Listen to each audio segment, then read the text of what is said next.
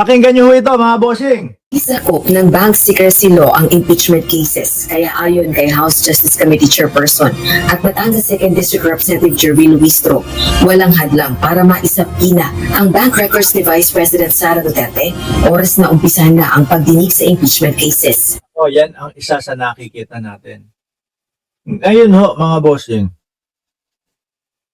nung kasagsagan ng kainitan yan, nung nagpapatutsadahan si Trillanes at ang dating Pangulong Duterte, gusto ni Trillanes ipakita yung kabuuan ng bank statement. No?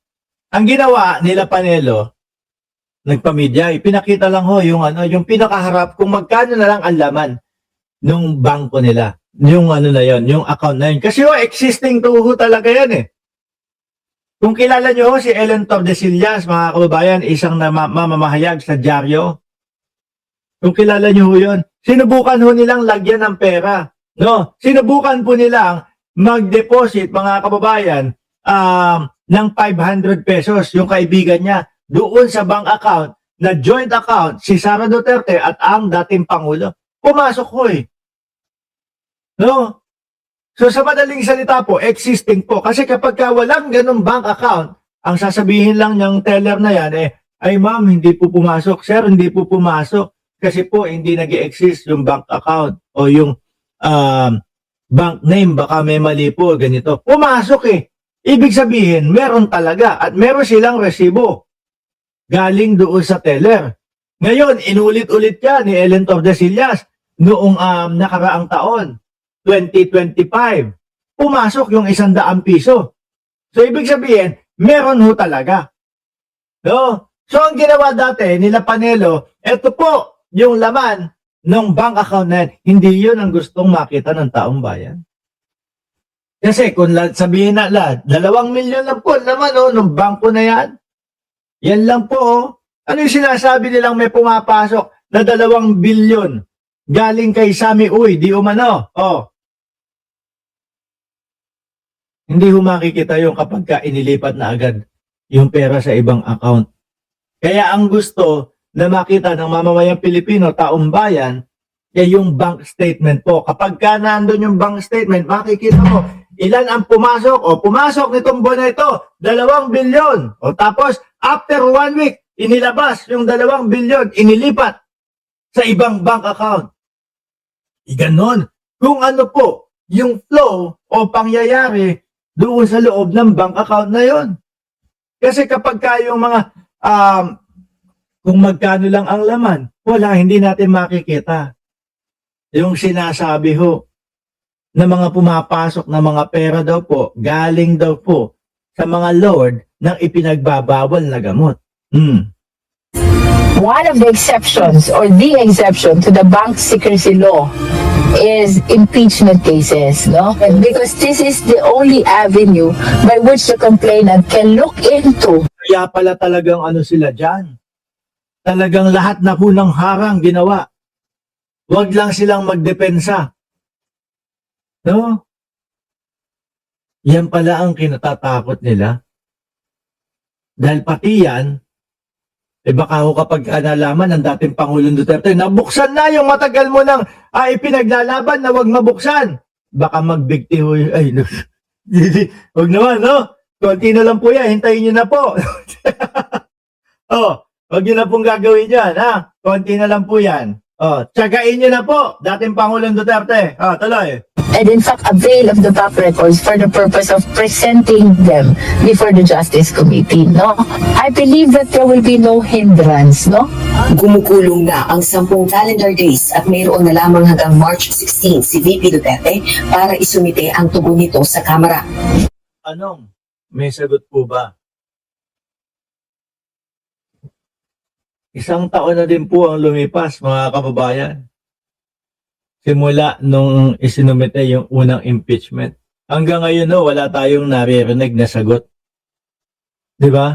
Hanggang ngayon po, gusto pa din nating marinig yung kanilang depensa para kung sa ganon, kung tama naman sila, di ididepensa ho natin sila.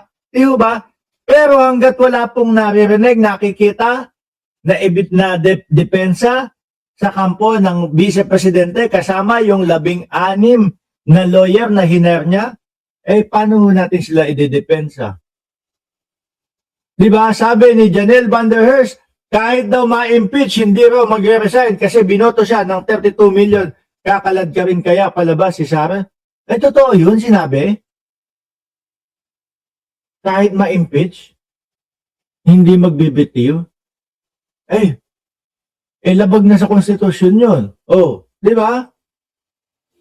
Samantala, hinamo naman ni VP Kapag totoo yan, na kahit ma-impeach daw, hindi magre-resign, papalitan ko yung title nito. Yan ang isusulat ko. Di ba?